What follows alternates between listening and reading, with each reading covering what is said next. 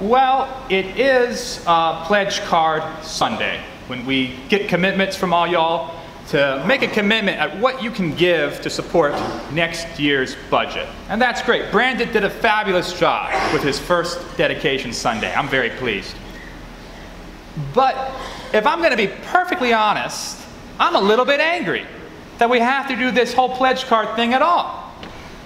Because last month, I came up with a scheme so that we would never have to do a Pledge Card Sunday ever again. We'd be taken care of. And that's because while I was listening to Science Friday on the radio with Ira Plato, he told me that they have just discovered Einstein's treasure map. Einstein's treasure map. And all we got to do is go out and get that treasure. Now, it seems what happened is 100 years ago, we're celebrating the 500th anniversary of the Reformation, but it's almost the 100th anniversary and a little bit more of Albert Einstein's theory of general relativity. Now, if you're like me and you had to look that up on Wikipedia when I say that, what that basically says is that time and space are a continuum. Time and space are related to each other like a still pool of water. And when something makes a big old crash in the time-space continuum, it sends out ripples throughout the fabric of the universe. All right, Einstein, good idea, but really hard to detect until this last year. In 2016, we built, after 10 years and thousands of scientists, 2 enormous observatories. Virgo and LIGO observed the very first gravitational waves proving Einstein's theory of general relativity when 2 black holes butted heads. Now, this last month, Virgo and LIGO lit up again in October of 2017. And it wasn't black holes. It was 2 neutron stars that were butting heads. So I didn't know what a neutron star, so once again I went to Wikipedia. Turns out a neutron star is very small. You could travel all the way around a neutron star in the same distance from here to Lake Gunnersville. But every spoonful of that star weighs 1 billion tons. Very, very heavy, very, very small. And when Virgo detected this crash, it made a slash in the sky like this. Like we think those neutron stars are here. And then, when LIGO did the same thing, it made a slash in the universe like this. And they made an X. And X marks the spot on Einstein's treasure map. And immediately, all the big telescopes of the world, Hubble and all the others, trained their eyes on that X. And what they found was amazing. The greatest treasure humankind has ever beheld. And I'm not talking about churchy treasure. This is not metaphorical treasure. I'm talking about a pile of gold the size of 1,000 Earths. That's a lot of gold.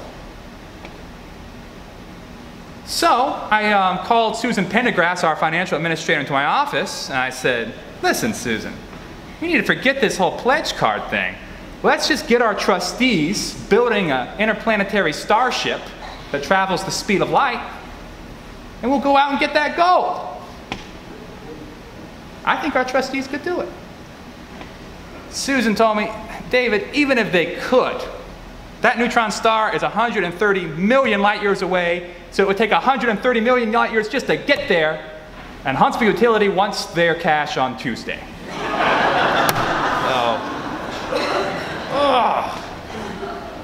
We can see it, but we can never touch it. A treasure we can never grasp. And that's kind of the way that Martin Luther was feeling 500 years ago. Thinking about God's grace. Last week, Hal talked to us about God's grace. What that means is that basically God gives us salvation as a gift. We don't earn it, it's a gift. God's going to give it to you through the sacrifice of Jesus Christ on the cross. But then there's the question of faith. And how do we get it? One thing for God to give it, how do we get it? And medieval philosophy really thought a lot about this problem. It's a tricky problem. And they wrote a lot of books about it.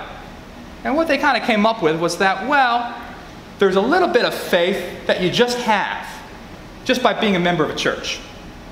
And then there's another little bit of faith that you got to kind of show some skin in the game. You got to have to kind of earn it, just a little bit, just to show God that you really deserve that free grace. But there was good news, because the Pope said, don't worry, if you're not a very moral person, or you had a relative who died who wasn't a moral person, and it's just a little bit too much effort to do that second bit, just cut me a check, say no more. I'll put a word in with the big guy. And that was called papal indulgences.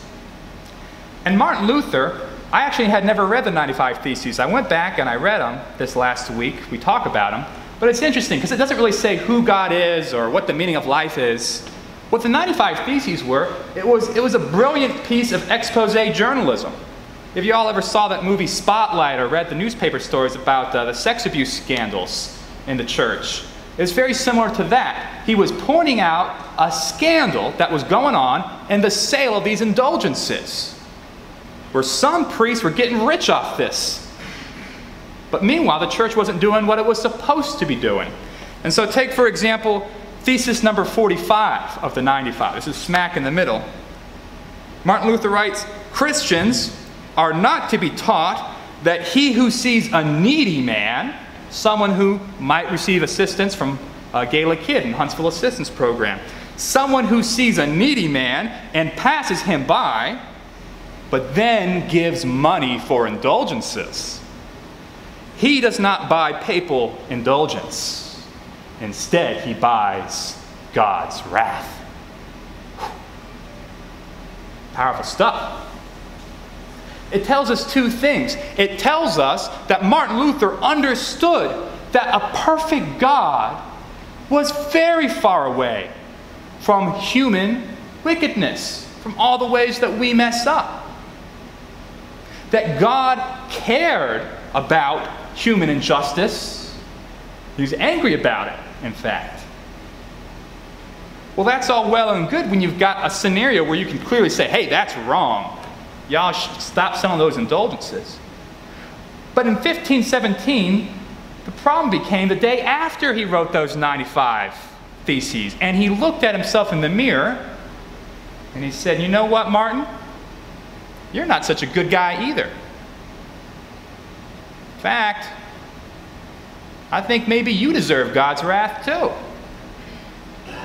And I'm not certain that you can do this second bit of faith, sending your moral spaceship 130 million light years away to get the gold of God's free gift. It's free, but you got to travel a long way to get there.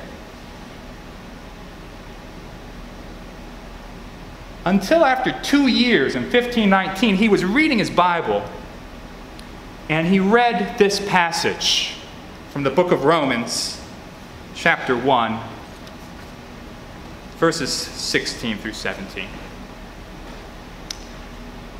For I am not ashamed of the gospel, for it is the power of God for salvation for everyone who believes, to the Jew first and also to the Greek. For in it the righteousness of God is revealed from faith for faith, as it is written, the righteous shall live by faith.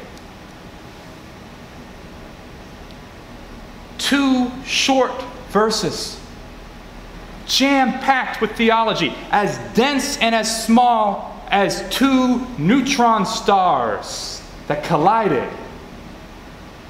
sending shockwaves through Martin Luther and even to us today. Because as Martin Luther read it, he said, I don't have to be ashamed of the gospel. The gospel is good news. The gospel isn't about God's wrath. The gospel is about God's salvation. for all who believe, for all who have faith. If you look at the number of times that faith appears in this passage, it occurs a lot. It's for everyone who has faith. It's from faith for faith. Other translations say it's from faith from beginning to end. First to last, faith. Because the righteous shall live by faith. And Martin Luther said, with a good Alabama accent, that he was born again after reading that. That he felt like the gates of heaven had been opened to him. And the word I love in the middle of this is revealed. This salvation is not secret. This grace is not hidden. This gift is not unattainable. It is revealed for us to take hold of by faith. And so it gave courage to Martin Luther to move beyond expose journalism, deconstructing the church, and take a constructive move.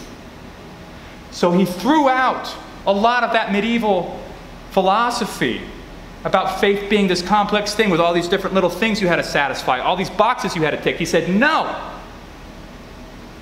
And in the words of his sidekick Melanchthon, he said, it's faith alone. 2 words. That's how we receive God's gift. Faith alone. It's the words that would become the sounding pistol for the church that we sit in and serve in to this day. But you know, it's still tricky to think about. And John Calvin, our founder, you know, he wrote that even when you think about faith, you're never going to totally understand it.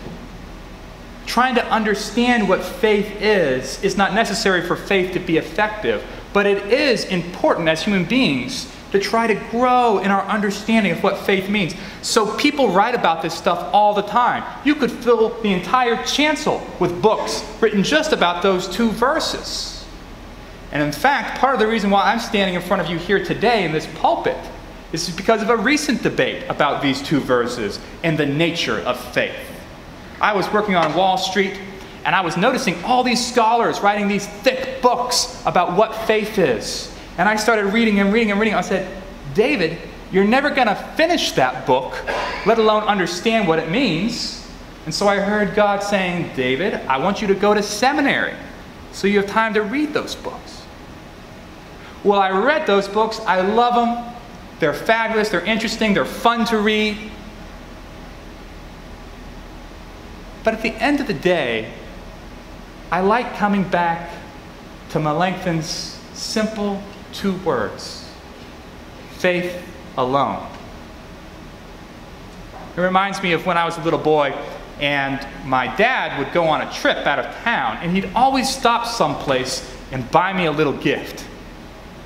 And he came back through the door. And I'd be so excited waiting at the door, and he'd come through the door and he'd say, David, close your eyes and open your hands.